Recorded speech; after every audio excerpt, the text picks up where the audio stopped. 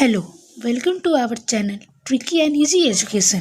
I am Akriti Kumari, student of Vikas Sir. I am studying in class 12 from the Commerce faculty.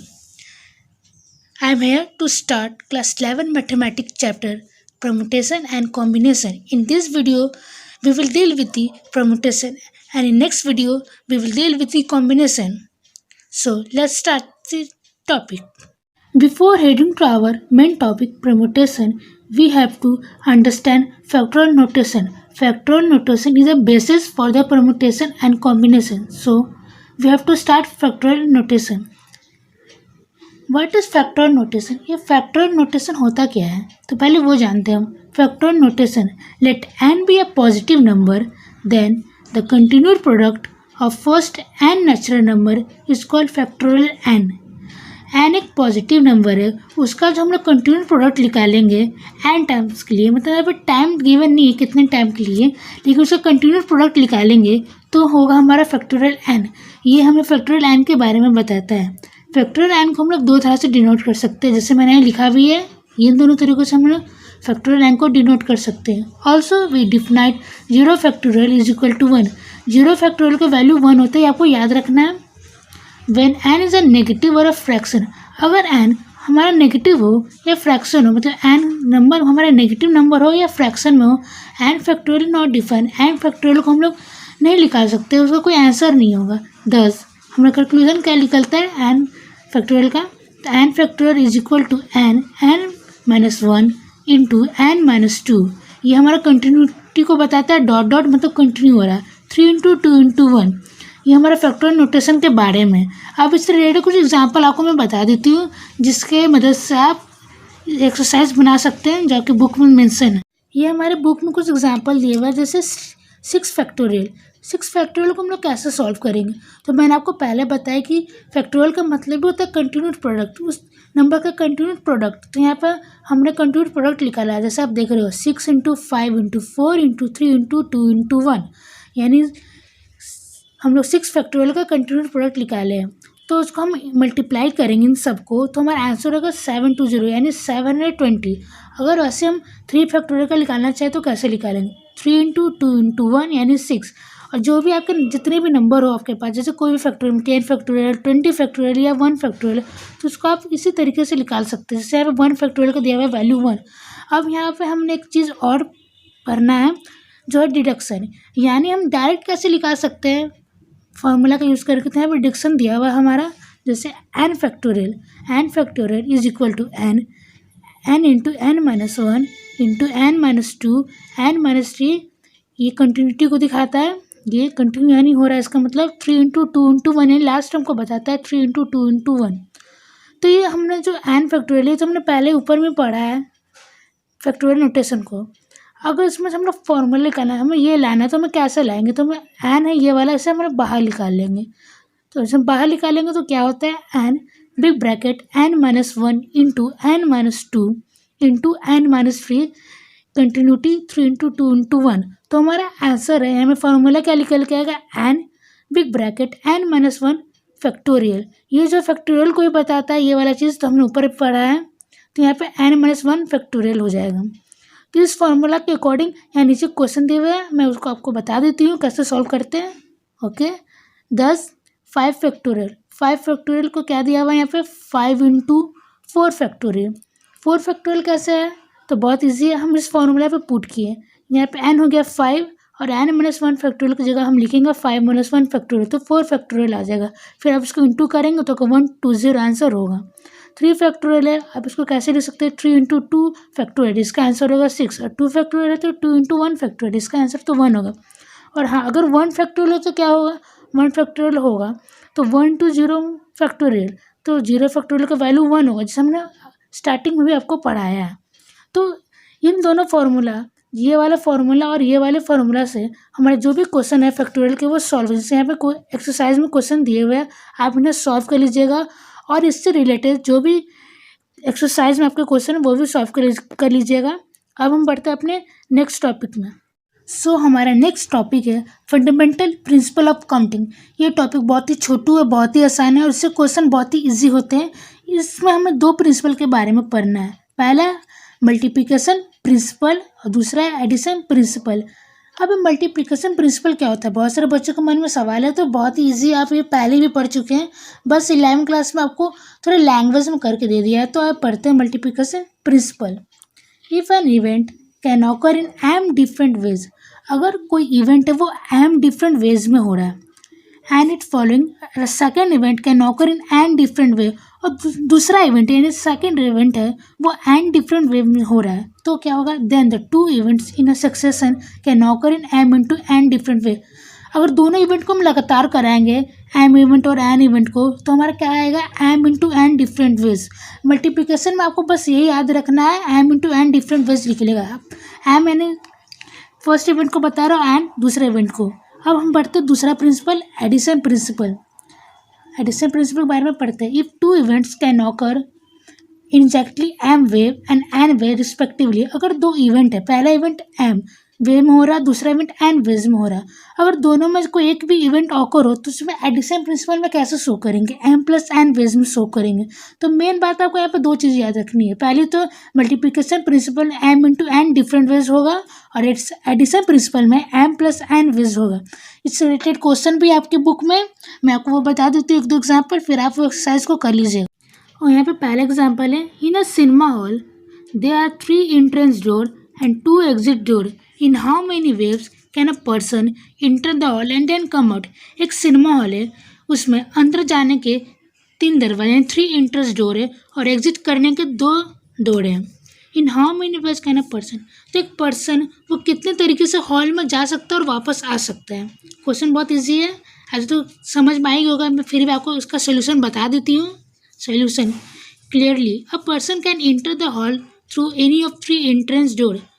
तो यहाँ पे बताया है कि एक पर्सन, जो पर्सन है वो इन तीनों डोर में से किसी भी एक डोर से एंट्री ले सकता है, मतलब जो भी 3 डोर मेंशन है क्वेश्चन में, उन तीनों में से किसी एक से भी एंट्री ले सकता है। So they are 3 ways of entering the hall. Hall में जाने के उसके बाद 3 रास्ते हो गए, 3 वेज हो गए। After entering the hall the person can come out of any 2 exit. Hall में जाने के बाद वो पर्सन, वो आदमी हॉल से निकल सकते किन्हीं 2 दरवाजों से, जो हमारे क्वेश्चन में मेंशन भी है, 2 exit door. So there 2 ways of coming है, तो 2 तरीके से वो बाहर आ सकता है, यानी 3 तरीके से जा सकता है, 2 तरीके से बाहर आ सकता है। तो यहाँ पे हमारा मल्टीप्लिकेशन प्रिंसिपल यूज़ करेंगे। कैसे यूज़ करेंगे, देखिए, hence the number of ways in which a person can enter the hall and then come out is 3 into 2 into 6।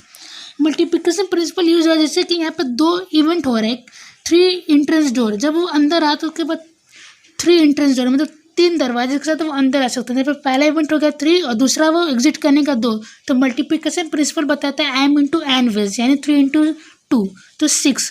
तो मैं एक और एग्जाम्पल आपको बता देती हूँ, जब यहाँ पर दिया हुआ है, 3 person enter a railway carriage where there 5 vacant seat. 3 person है, 3 आदमी जो रेलवे कैरेज के अंदर दाखिल होते हैं, और वहाँ पे 5 वैकेंट सीट है। वैकेंट मतलब खाली सीट है। In how many ways can they seat themselves, वो कैसे बैठ सकते हैं आपस में, आदमी 3 है और सीट 5 है, तो वो कैसे बैठ सकते हैं। ये ऐसा क्वेश्चन आपको प्रोबेबिलिटी में भी देखने को मिलता है, तो उसी से रिलेटेड है। तो सोल्यूशन में पढ़ती हूँ आपको, clearly the first person can occupy any 5 of the seat. पहला पर्सन है वो कोई भी इन 5 में से सीट में से कोई भी एक सीट पे बैठ सकता है। So there are 5 ways in which the first person can seat himself, तो 5 तरीका उसके पास वो बैठ सके। Now the second person can occupy any of the remaining 4 seat. अब सेकंड पर्सन के पास तो 4 ही सीट बचे, क्योंकि पहला पर्सन किन्हीं 5 सीट है, तो उसमें किसी एक सीट पर बैठ जाएगा, तो सेकंड के लिए 4 ही बचेंगे, तो सेकंड के लिए कितने वेज हो गएंगे, 4 वेज। सिमिलरली उसी तरह थर्ड के पास कितने बचेंगे, 3। ओके, अब हमारा मेन टॉपिक आ चुका है परम्यूटेशन। ये परम्यूटेशन क्या होता है मैं आपको बताती हूँ, बहुत ही ईजी है और बहुत ही इंटरेस्टिंग ये टॉपिक है। The different arrangement which can be made out of a given number of things by taking some or all at a time are called permutation. यानी डिफरेंट अरेंजमेंट, हम किसी भी गिवन नंबर, यानी question में जो भी given number है या ऑब्जेक्ट है, उससे जो भी डिफरेंट अरेंजमेंट बना सकते हैं, यानी अरेंजमेंट मतलब ग्रुपिंग कर सकते हैं, उसका सीक्वेंस बना सकते हैं।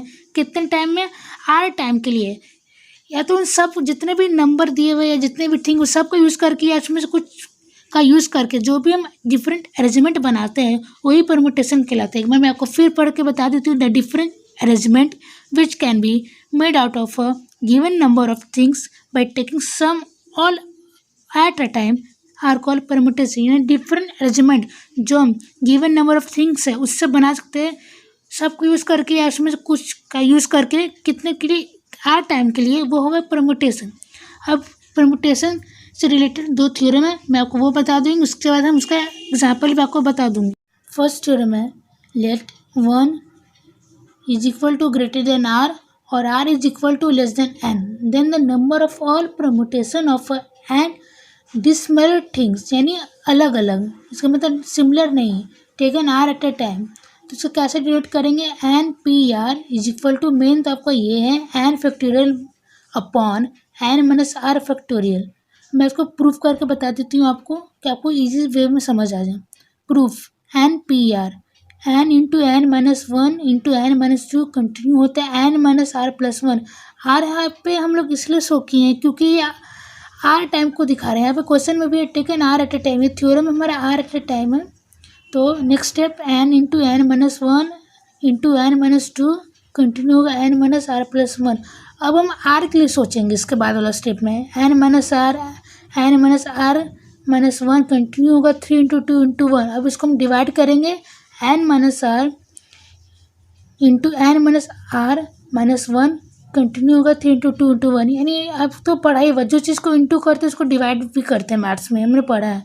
तो ये और ये कैंसिल हो जाएगा और ये हमारा ये बचेगा, तो इसे हम कैसे लिख सकते हैं, ये हमारा सॉल्व करके आएगा N factorial upon N minus R factorial.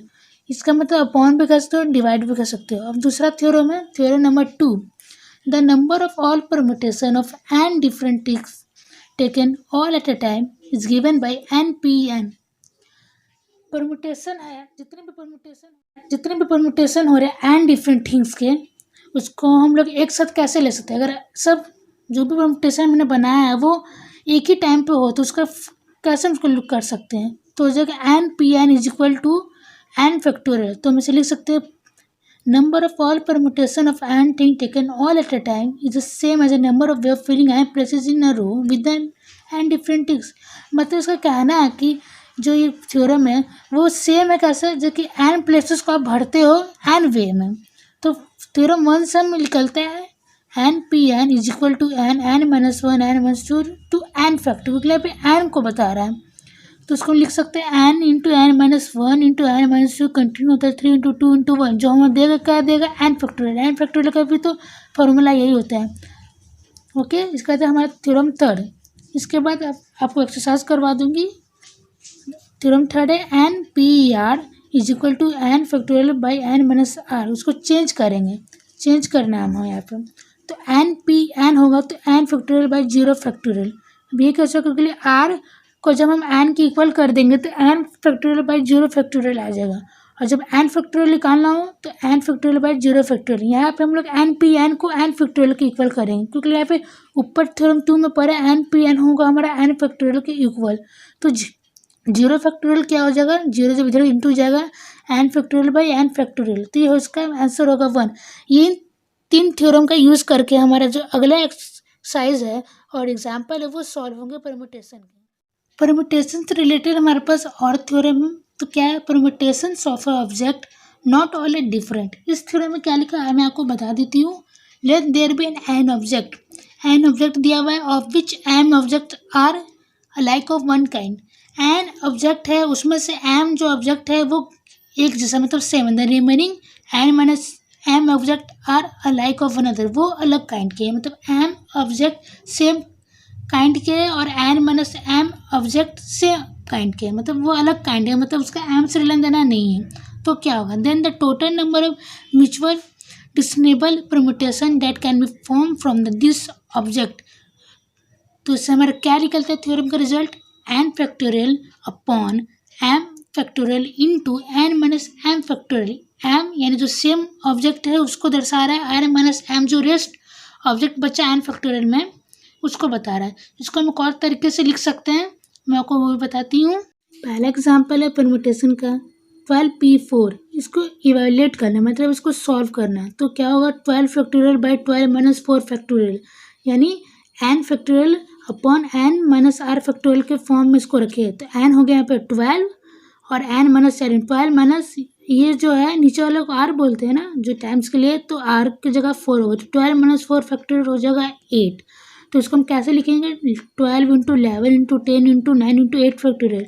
नीचे भी 8 फैक्टोरियल है, डिवाइड तो ऊपर से 8 फैक्टोरियल डिवाइड कर सकते हैं, मतलब 12 इंटू 11 इंटू 10 इंटू 9। अब हम 12 फैक्टोरियल को तोड़ेंगे कंटिन्यू पर, यानी 12 से 11 इंटू होगा तो 12 फैक्टोरियल में 8 फैक्टोरियल तो जरूर आएगा, तो 8 फैक्टोरियल कैंसिल हो जाएगा, तो बस बचेगा हमारे पास 12 इंटू 11 इंटू 10 इंटू 9। इसको इंटू करेंगे तो हमारा आंसर है ये 11,880। और ऐसे सारे क्वेश्चन बनेंगे अगर जगह सेकंड थर्ड जो भी क्वेश्चन ऐसे ही बनेंगे, और इसी पे आपका बेस से एक्सरसाइज। अब हमारा एक और थ्योरम है परम्यूटेशन विथ रिपीटेशन। अगर रिपीट हो रहा है कोई ऑब्जेक्ट तो थ्योरम 2 वही बताता है, number of permutation of N different object taken are at a time when each may be repeated any number of times in arrangement. एक नंबर ऑफ परम्यूटेशन है जो एन डिफरेंट वे में हो रहा है, ये तो गिवन है, आर टाइम के लिए हो रहा है ये भी दिया हुआ है। अगर उसमें जो है ऑब्जेक्ट वो बहुत बार रिपीट हो रहा है, वो रिपीटेड हो रहा है, मतलब उसका नंबर नहीं दे लेकिन लिया हुआ रिपीट हो रहा है, तो उसको कैसे अरेंज करेंगे, तो एन आर हो जाएगा direct, N R, N P R नहीं एन आर हो जाएगा। इससे कॉलोरी क्या निकलता है, when R is equal to N. अगर आर और एन दोनों इक्वल हो तो एन पे पावर एन भी दे सकते हैं। मैं आपको इन दोनों से रिलेटेड कुछ एग्जाम्पल पढ़ा देती हूँ, जिसके बाद इसका एक्सरसाइज बना लीजिएगा। तो इससे हमारा रिमार्क क्या था, above theorem can be extend further, इसे हम एक्सटेंड कर सकते हैं और उसको तोड़ सकते हैं। If there are N object है, P1 होंगे एक तरह के, P2 हो गए दूसरे तरह के, और P3 हो गए तीसरे तरह के, और PR ऐसे करके, मतलब इसमें ऑब्जेक्ट अलग अलग P1 P2 P3, तो कैसे लिख सकते हैं इसको, P1 प्लस P2 इससे कंटिन्यू होता है PR ऑब्जेक्ट है जिसको एन डिनोट करते हैं। Then number of permutation of this N object, इन एन ऑब्जेक्ट को हम कैसे लिख सकते हैं, N factorial upon P1 factorial into P2 factorial into P3 करके ऐसे PR फैक्टोरियल तक, यानी जो सेम फैक्टोरियल है उसको एक साथ लिखते हैं और जो सेम नहीं है उन्हें अलग लिखते हैं। बस इसमें यही बताते हैं इस थ्योरम में। जैसे हमें पहला एग्जांपल दिया हुआ, how many permutation of the letter of the word apple are there, मतलब एप्पल वर्ड में जो लेटर है उसका कितने परम्यूटेशन बन सकते हैं, इसका मतलब यही है। हियर देयर आर 5 ऑब्जेक्ट, हम काउंट कर कितना 1 2 3 4 5 ऑब्जेक्ट, यानी 5 लेटर बन सकते हैं। 2 of which are same kind, जैसे PP है 2 बार रिपीट हो रहे हैं सेम तरह के, उसको हम एक मान लेंगे। तो कैसे मानेंगे, इस वाले थ्योरम पे उसको प्रूव करेंगे। The required number of permutation 5 factorial upon 2 factorial, 2 factorial इसलिए क्योंकि P है वो 2 टाइम आ रहा है, वो रिपीटेड है। फिर जो हमारा रिमेनिंग लेटर है A L E दोनों एक एक बार है, तो उसका हमने 1 फैक्टोरियल दे दिया, तो 2 फैक्टोरियल इंटू 1 फैक्टोरियल इंटू 1, तो हमारा आंसर क्या होगा, ये 60 आएगा। आप उसको सॉल्व करेंगे, जैसे मैंने आपको बताया था फैक्टोरियल नोटेशन कैसे निकालते हैं उससे, तो आपका आंसर 60 होगा। और जो भी क्वेश्चन है वो इसी से बनेंगे, ये वाले थ्योरम जो मैंने आपको थ्योरम नंबर 1 और 2 बताया है, उसी से आपके जितने भी क्वेश्चन है इस एक्सरसाइज के बने। मैं आपको परम्यूटेशन विद रिपीटेशन का भी एग्जाम्पल पढ़ा देती हूँ। इन how many ways can 6 rings of different type to be held in a 4 finger. 6 ring है अलग अलग तरह के, वो 4 फिंगर में कैसे आ सकते हैं, मतलब इसका वेव्स पूछ रहा है। तो यहाँ पर सिंपल है बहुत ही, the first ring can be worn in any of the 4 finger. पहला जो रिंग है वो उससे हम किसी भी 4 उंगली में पहन सकते हैं। So they are 4 ways of wearing, तो इन्हें 4 तरीके से पहन सकते हैं। Similarly each one of the other ring में बी बोर्न इन 4 वे, तो बाकी जो भी रिंग है हम 4 तरीके से पहन सकते हैं। तो हमारा नंबर ऑफ वेज क्या होगा, 4 पे पावर 6, जैसे हमें पता था एन पे पावर R, रिपीटेटिव है ना, तो उसका सॉल्व करेंगे नोटेशन से, जो हमने फैक्टोरियल नोटेशन आपको बताया, तो होगा 4096। आप जो भी एग्जांपल आप वो बना लीजिएगा और उससे रिलेटेड एक्सरसाइज भी बना लीजिएगा। मैं आपको परम्यूटेशन विद रिपीटेशन का भी एग्जांपल पढ़ा देती हूँ। इन how many ways can 6 rings of different type to be held in a 4 finger. 6 ring है अलग अलग तरह के, वो 4 फिंगर में कैसे आ सकते हैं, मतलब इसका वेव्स पूछ रहा है। तो यहाँ पर सिंपल है बहुत ही, the first ring can be worn in any of the 4 finger. पहला जो रिंग है वो उससे हम किसी भी 4 उंगली में पहन सकते हैं। So they are 4 ways of wearing, तो इन्हें 4 तरीके से पहन सकते हैं। Similarly each one of the other ring में बी बोर्न इन 4 वे, तो बाकी जो भी रिंग है हम 4 तरीके से पहन सकते हैं। तो हमारा नंबर ऑफ वेज क्या होगा, 4 पे पावर 6, जैसे हमें पता है एन पे पावर R, रिपीटेटिव है ना, तो उसका सॉल्व करेंगे नोटेशन से, जो हमने फैक्टर नोटेशन आपको बताया, तो होगा 4096। अब जो भी एग्जाम्पल आप वो बना लीजिएगा और उससे रिलेटेड एक्सरसाइज भी बना लीजिएगा।